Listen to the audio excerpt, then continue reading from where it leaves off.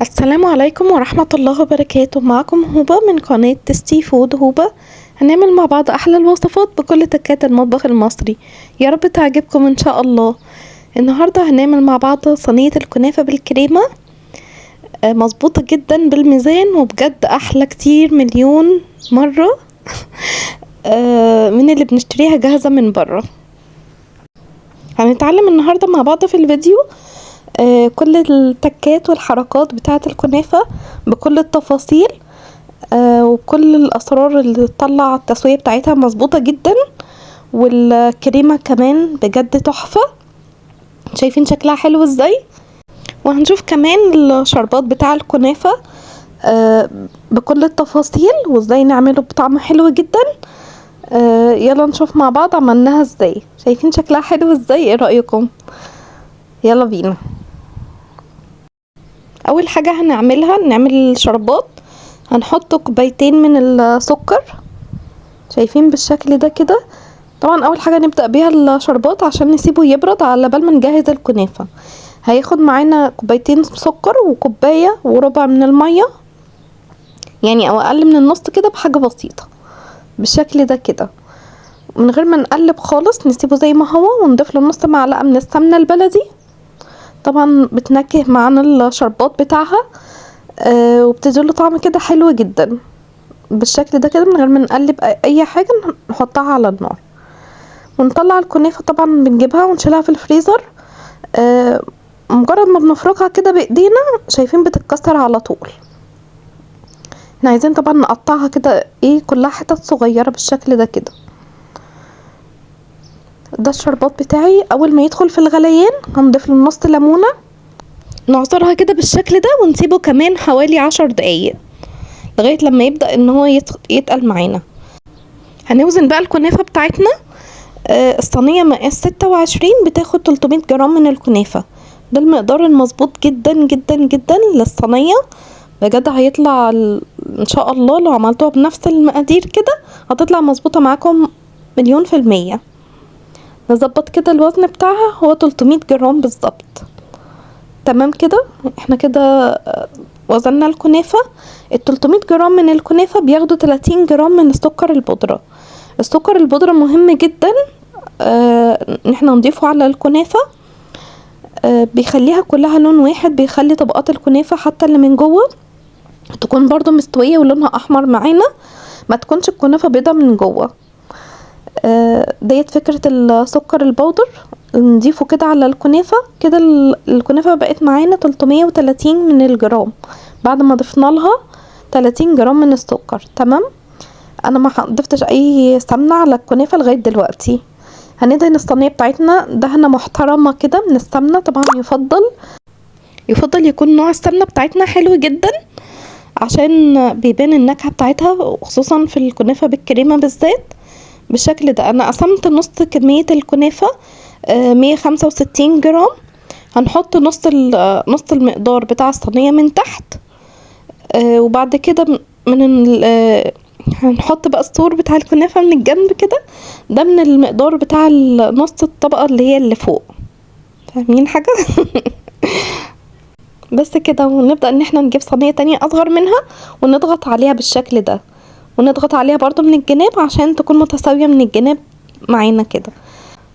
كده الشربات بقى جاهز معايا. شايفين؟ خلاص كده تمام جدا.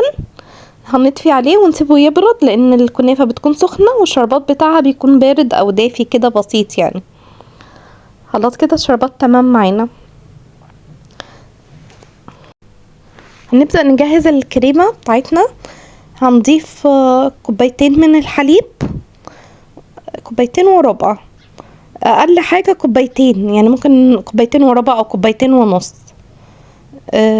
تمام كده. هنضيف عليهم معلقة ونص من النشا، معلقة تكون هرمية كده مليانة للآخر يعني، ومعلقة ونص من الدقيق. دي الطريقة المظبوطة جدا للكريمة بتاعة الكنافة. ونبدأ ان احنا ندوبهم كويس جدا. على فكرة انا لسه ما ولعتش عليه، هو الحليب بارد، ونبدأ ندوب فيه النشا والدقيق على البارد طبعا علشان ما يكلكعش معانا. وهنضيف له معلقة سمنة بلدي حلوة كده بتدي نكهة حلوة جدا للكريمة بتاعتنا. ونفضل نستمر في التقليب عشان ما يكلكعش معانا، ما تشيلوش ايدكم منه.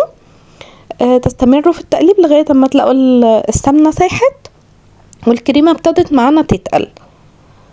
تمام. ما تنسوش بقى لو عجبكم الفيديو تعملوا لايك وشير كتير وتشتركوا في القناة لو انتوا لسه ما اشتركتوش. كملوا معايا الفيديو للاخر عشان نعرف كل التفاصيل والتكات والحركات بتاعه صينية الكنافة عشان تطلع مظبوطة معاكم. لو انتوا اول مرة تعملوا كنافة ومشيتوا على الطريقة ديت الخطوات مظبوطة جدا، ان شاء الله هتعملوا احلى صينية كنافة. خلاص نبدأ ان احنا نقلبها بالشكل ده كده. هنلاحظ بعد كده ان القوام بتاعها شايفين بدأ يتقل معايا. خلاص هي كده بقت تمام جدا. اول ما نلاقيه بيغلي كده خلاص هو كده خلاص نطفي عليه البوتاجاز ونسيبه بقى. نبدأ ان احنا نصبه في الكنافة بالشكل ده. طبعا ميزة الصور اللي احنا عملناه عشان الكريمة ما تجيش على الاطراف بتاعة الصينية وتتحرق وتلزق مننا في الصينية. خلاص نسيبها تهدى كده شوية ونبدأ نضيف الطبقة التانية اللي على الوش. انا كل ده لسه ما ضفتش السمنة. هنبدأ كده نساوي الصينية بتاعتنا بتاعة الكنافة بالشكل ده كده. احنا كده عندنا الرقاق اللي فوق قد الرقاق اللي تحت، مظبوط جدا بالميزان. نبدأ كده ان احنا طبعا ايدينا برضو ميزان الصينية نحطها كده نسويها تكون كلها متساوية من جميع الاتجاهات ومفيش اي حتة كريمة باقية. طبعا ما نضغطش عليها، انا بس بسويها كده. هنا بقى مرحلة تسمين الكنافة. هنبدأ بقى نضيف لها السمنة بتاعتنا على الوش كده. نضيف لها بقى شوية سمنة كده حلوين عشان تديلها نكهة حلوة جدا. خلاص كده حلوة جدا. هندخلها الفرن.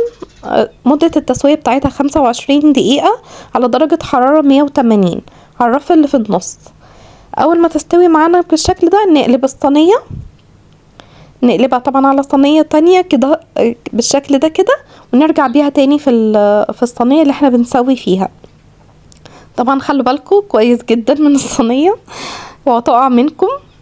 نرجعها كده بالشكل ده، نحاول كده ان احنا نظبطها.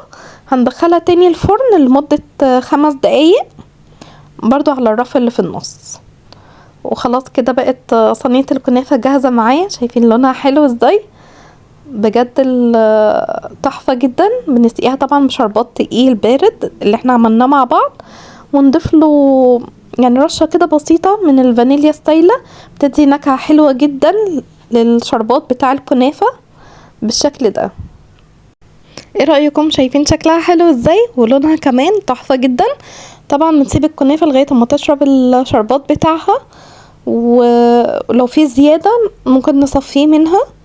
بس هو كده الشربات مظبوط جدا والمقادير بتاعتنا مظبوطة جدا جدا. لو مشيتوا على نفس التفاصيل والتكات وكل حاجة زي ما عملناها كده مع بعض ان شاء الله هتعملوا احلى صينية كنافة بالكريمة. يا رب تكون عجبتكم الوصفة بتاعتي النهاردة وجربوها بالشكل ده وقولوا لي ايه رأيكم. مستنية رأيكم في التعليقات. متنسوش بقى لو عجبكم الفيديو تعملوا لايك وشير كتير وتشتركوا في القناة لو انتوا لسه مشتركتوش. وشكرا جدا ليكم لحسن متابعتكم ليا. يا رب يكون عجبكم الفيديو. السلام عليكم ورحمة الله وبركاته.